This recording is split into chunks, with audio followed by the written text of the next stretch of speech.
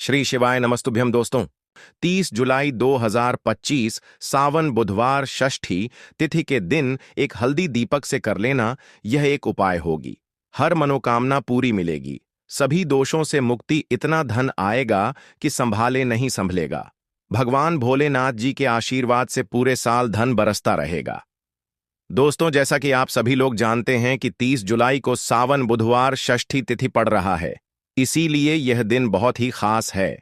क्योंकि देखिए दोस्तों, गुरु जी ने कहा है कि जब भी सावन बुधवार षष्ठी तिथि पड़े तो आपको सिर्फ और सिर्फ एक हल्दी दीपक वाला उपाय करना चाहिए।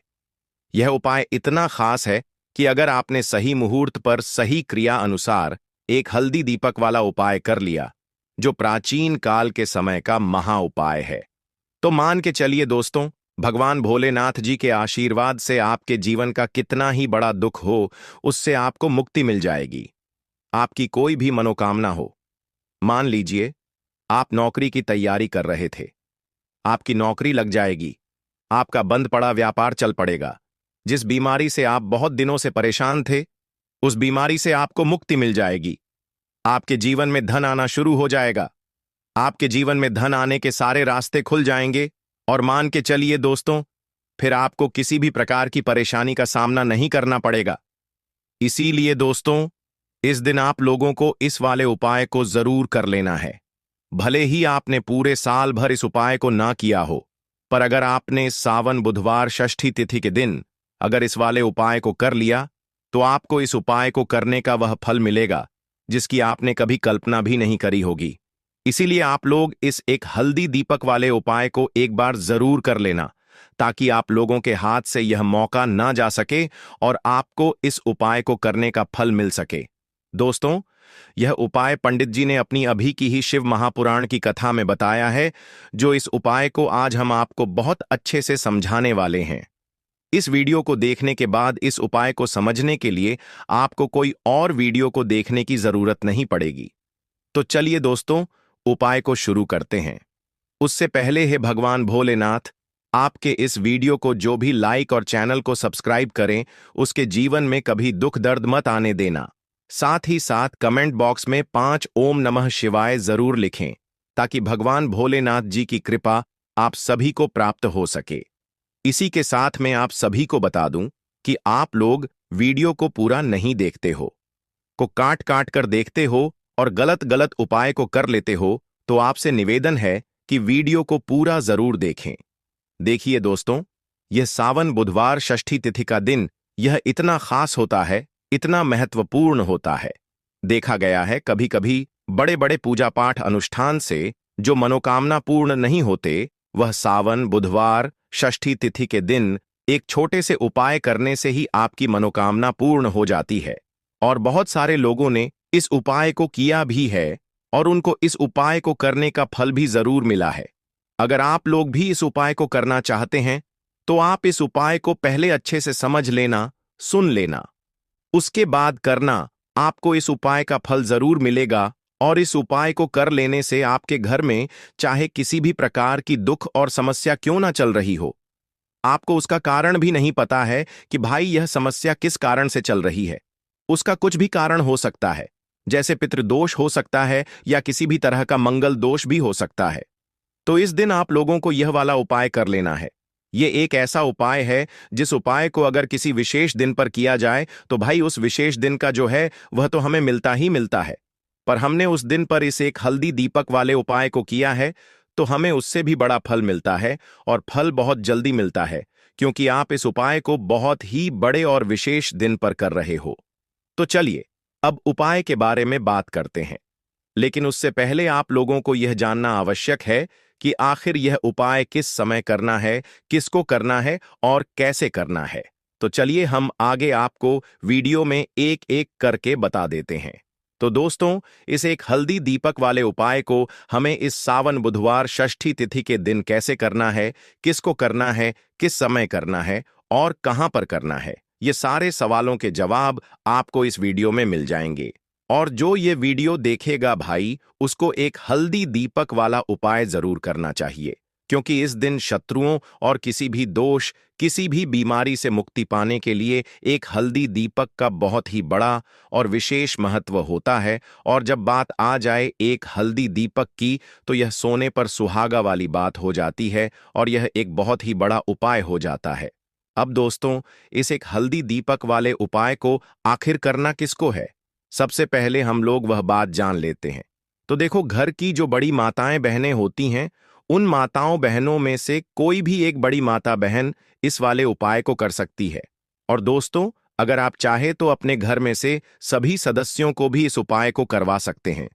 अगर किसी व्यक्ति की खुद की कोई मनोकामना है, खुद की कोई दुख और परेशानी है जो कि वह अपने लिए ही करना चाहता है, इस वाले उपाय को तो वह खुद अपने लिए भी कर सकता है। बाकी अगर कोई घर में से ऐसा है जो कि अपने पूरे घर परिवार की सुख और शांति के लिए यह वाला उपाय करना चाहता है, तो भाई वह भी कर सकता है। उसमें भी कोई दिक्कत वाली बात नहीं है। कहने का मतलब यह है कि इस उपाय को हर एक सदस्य भी कर सकता है और पूरे घर परिवार के सदस्य के लिए घर की बड़ी माताओं बहनों में से कोई एक माता बहन भी कर सकती है। माताएं बहनें अगर घर में उपस्थित ना हो या वह यह वाला उपाय ना कर पा रही हो, तो फिर घर का कोई बड़ा सदस्य भी इस एक हल्दी दीपक वाले उपाय को कर सकता है, चाहे फिर वह पुरुष ही क्यों ना हो। उसमें कोई भी दिक्कत वाली बात नहीं है। अब दोस्तों, एक हल्दी दीपक वाले उपाय को हमें करना कहां पर है? देखो, इस उपाय को हमें मंदिर में ही करना है। बहुत सारे लोग प्रश्न करते हैं, हर एक उपाय को करते समय क्या हम इस उपाय को घर पर या मंदिर में कर सकते हैं?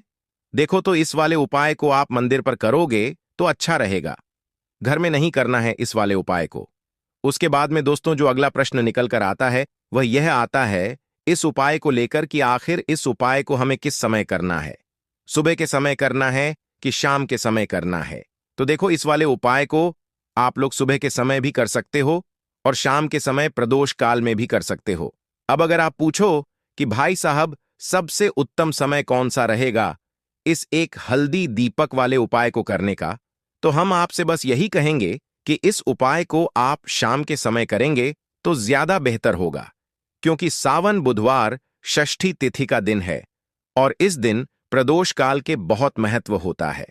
बाकी अगर सुबह के समय भी करेंगे तो भी अच्छा होगा, उसमें कोई भी दिक्कत वाली बात नहीं है। तो अब दोस्तों, जो अगली सबसे बड़ी और महत्वपूर्ण बात आती है वह यह आती है कि सुबह अगर हम उपाय को करेंगे तो हमें कितने बजे से लेकर कितने बजे तक के बीच में करना है, और शाम के समय प्रदोष काल में करेंगे तो हमें कितने बजे से लेकर कितने बजे के बीच में करना है।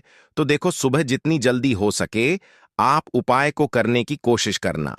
बाकी अगर किसी कारणवश लेट भी हो जाओ, थोड़ी देर भी हो जाए, तो देखो, सुबह जितनी जल्दी हो सके आप उपाय को करने की कोशिश करना। बाकी अगर किसी कारणवश लेट भी हो जाओ, थोड़ी देर भी हो जाए, तो 10 या 11 बजे तक भी आप उपाय कर लेना, पर 12 बजे से ज्यादा देरी ना हो। ठीक है, इस बात का ध्यान रखना। उसके बाद में दोस्तों, अगर शाम के समय प्रदोष काल की बात करें, प्रदोष काल का जो समय है होता है वह शाम के 6 बजे से शुरू हो जाता है। मतलब शाम के 6 बजे से लेकर 7 बजे के बीच का जो समय होता है, यह समय प्रदोष काल का समय होता है। इस उपाय को 7 बजे या 8 बजे के बीच में भी कर सकते हो। मतलब शाम के 6 बजे से रात 8 बजे के बीच में आप कभी भी इस वाले उपाय को कर सकते हो, उसमें कोई भी दिक्कत वाली बात नहीं है। परंतु 30 जुलाई सावन बुधवार षष्ठी तिथि के दिन कोशिश करना कि समय के अंतर्गत ही कर लो। किसी कारणवश ना कर पाओ तो थोड़ा देरी से भी कर सकते हो। तो चलिए, अब हम अपने सबसे पहले उपाय की बात कर लेते हैं। तो दीपक वाला उपाय करने के लिए आपको सबसे पहले जरूरत पड़ेगी एक दीपक। अब यह एक दीपक बुधवार की रात अपने घर में इस जगह पर जला देना, बड़े से बड़ा शत्रु भी घुटने टेक देगा। दोस्तों, जैसा कि आप सभी जानते हैं, मार्गशीर्ष महीने की बुधवार के दिन बहुत ही शुभ संयोग बन रहे हैं, और इस दिन अगर आप 11 लौंग और एक कपूर अपने घर में जलाते हैं तो शत्रुओं से हमेशा के लिए आपको छुटकारा मिल जाएगा। अब देखिए, किसी भी व्यक्ति के जीवन में जब शत्रु से परेशान करते हैं तो वह व्यक्ति अपने जीवन में दुखों से बहुत परेशान हो जाता है। शत्रु हमेशा कुछ ना कुछ ऐसा करवाते हैं जिसके बाद नजर दोष लगती है और अच्छा खासा काम भी बिगड़ने लगता है। व्यापार में मदद आने लगता है। लोगों की तबीयत खराब होने लगती है। जरूरी नहीं है कि सामने वाला व्यक्ति जैसा दिखता है वैसा हो। देखिए, बहुत सारे लोग हैं जो बहुत अच्छे होते हैं, है ना? लेकिन कुछ लोग ऐसे होते हैं जो कब आपके शत्रु बन जाते हैं, आपको खुद भी पता नहीं चलता है। एक तो वह शत्रु होते हैं जो सामने से सीधे सीधे हम पर वार करते हैं, है ना? एक शत्रु ऐसे भी होते हैं जो कि पीठ पीछे कुछ होते हैं और सामने से कुछ होते हैं, है ना? ना। तो ऐसे शत्रु होते हैं गुप्त शत्रु, और ऐसे शत्रुओं से हमेशा आपको बचकर रहने की जरूरत होती है। आप अपने शत्रुओं को शांत भी कर सकते हैं, और इस उपाय को करने से आपको शत्रुओं से छुटकारा भी मिल जाएगा। लौंग जो होती है, यह शिविर शक्ति का स्वरूप होती है, और आप सभी जानते हैं कि महादेव जिसके साथ हो, न साक्षात काल भी आकर उसका कुछ बिगाड़ नहीं पाता है। अच्छा, बुधवार का जो दिन होता है, यह इतना उत्तम होता है कि आप इस दिन अपने पितरों को प्रसन्न कर सकते हैं, धन प्राप्ति के लिए उपाय कर सकते हैं और शत्रुओं से भी छुटकारा पा लेते हैं। जब 11 लौंग का उपाय और एक कपूर का उपाय अपने घर पर करते हैं तो बात कर लेते हैं। सबसे पहले उपाय की, जो कि पितरों को प्रसन्न करने के लिए है। देखिए, पितृ जब किसी से नाराज हो जाते हैं ना, तो उस व्यक्ति के जीवन में बीमारियां, दुख, धन की समस्याएं लगातार बढ़ती हैं। तो कोशिश करें कि हमेशा अमावस के दिन आप अपने पितरों को प्रसन्न करने के लिए उपाय करें। अच्छा, पितृदोष अगर घर में जरा सा भी होता है ना, तो सबसे ज्यादा कष्ट जो आता है वह बच्चों के जीवन पर आता है। बच्चों का मन पढ़ाई में नहीं लगता है, उन्हें आसानी से जीवन में सफलता नहीं मिलती है। बहुत सारे लोगों के यहाँ संतान को लेकर बहुत समस्याएं होती हैं कि संतान नहीं हो रही है।